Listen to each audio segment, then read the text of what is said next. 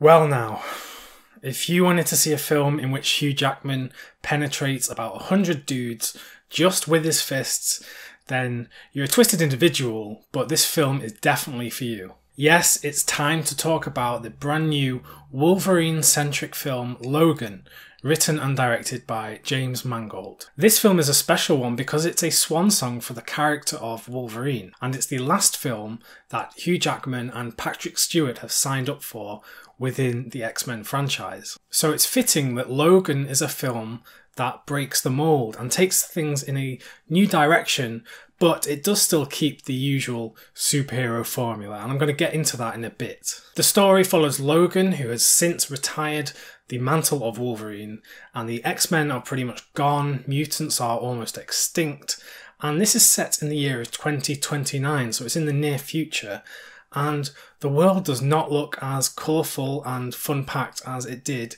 in the other X-Men films. The only characters we see in this film who we know from the history of X-Men are Wolverine and Professor X, and both of these characters are quite a lot worse for wear than the last time we saw them. Professor X is coming to the end of his life as he ages naturally, whereas Wolverine has some sort of disease which has caused his regenerative abilities to slow down, so he is aging as well. This sets the tone for quite a reflective film, where these two characters look back on things that have happened in the past, their regrets and their hurtful memories, and also what could be the future for mutants on Earth. On one hand, Charles Xavier thinks there is a future for mutants on Earth, whereas Logan is not really convinced. His mind only begins to change on the matter when a young girl comes on the scene, and she has very similar powers to Logan himself.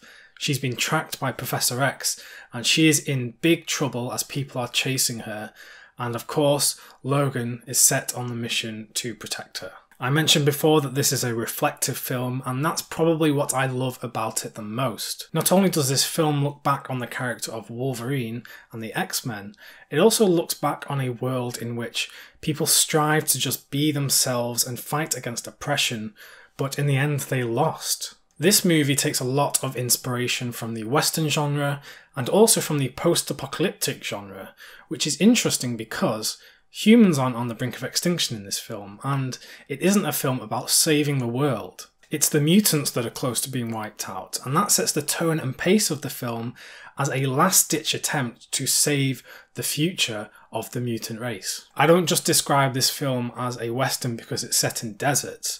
I describe it that way because it's a film that looks at a way of life that is waning, that is on its way out.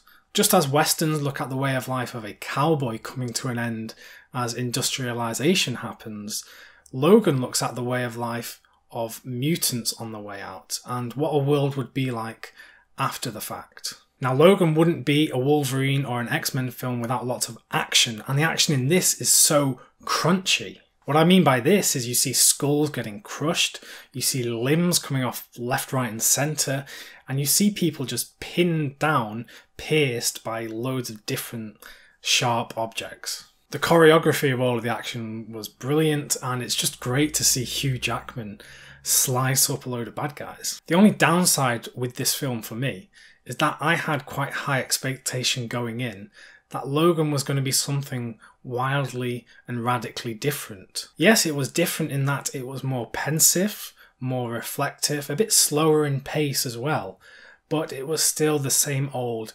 superhero story.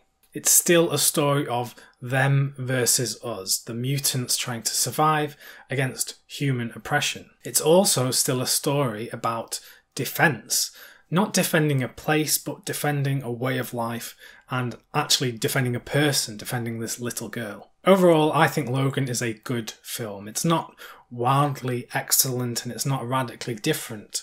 So if you don't like superhero films, you probably won't like this film. But if you're an X-Men fan, if you're a Wolverine fan, you will love this film, and it's definitely worth seeing. It does actually make me sad as well that we won't see Hugh Jackman as Wolverine or Patrick Stewart as Charles Xavier again.